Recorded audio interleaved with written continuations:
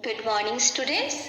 In my previous lecture, I explained you some important topics related to topo sheet and some of the definitions also I have given. But still some definitions are left. So today I will start from this flatland. Okay? Flatland where I am between 20 meter above the sea level. This type of area has a sufficient slope for natural drainage. This area is generally suitable for farming practices. Okay. Now next is the seed rock. It is a mass of rock, a portion of which is exposed above the surface, shown in white, or the printed patches are there.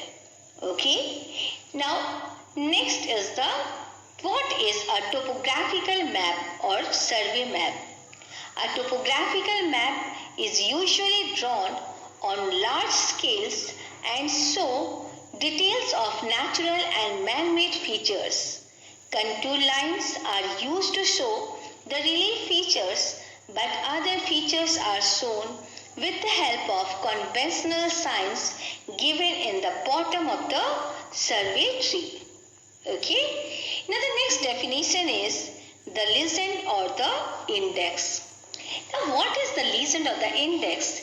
It is given below on the map, in which the conventional signs and symbols are explained. Okay, whenever in your map book you are doing, in just below the map you have to do that index. Now you have to make that index to show the signs and symbols what you have used in your map. Okay. Now next is the contour interval. Contour interval is the vertical difference between two successive contour lines. It is generally 20 meters on the topographical maps and is indicated below the map. Okay. Now next, yesterday I was explaining you about the motorable and the dry season. This point I have said I will explain you later. So let me explain you today what is known as the motorable in dry season. Motorable in dry seasons refer to the cart track which can be used only before the rain when it is dry. The region has seasonal rainfall. Okay, it means what during the rainy season these areas are totally filled with water. Okay, but in the dry season when rain is not there, that time this area is used for transporting purposes. Okay, so it is called motorable in dry season. Now I will explain you the heights. Okay, heights, as I explained you earlier, in your topo sheet there are two types of heights are there. Man-made height and natural height. Natural heights you all know means those heights which are the God-gifted. Okay, like contours are there, form lines are there, spot height, triangulated height. These are the way through which we can identify the natural height of that topo sheet, whatever the places are there in that topo sheet. Okay, and man-made height, how we will measure? With the help of benchmark.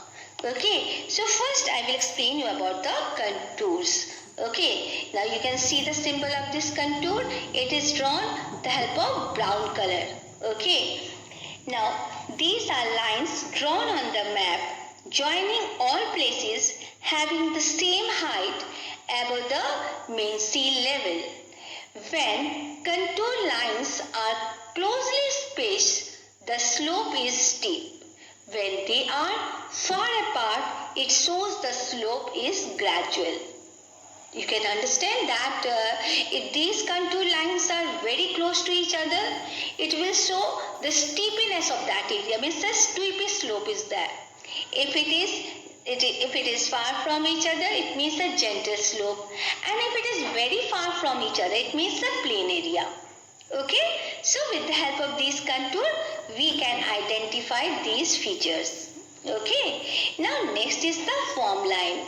Sometimes accurate survey is not possible in the hilly areas. The reason you all know, because hilly areas, these are found in a zigzag manner.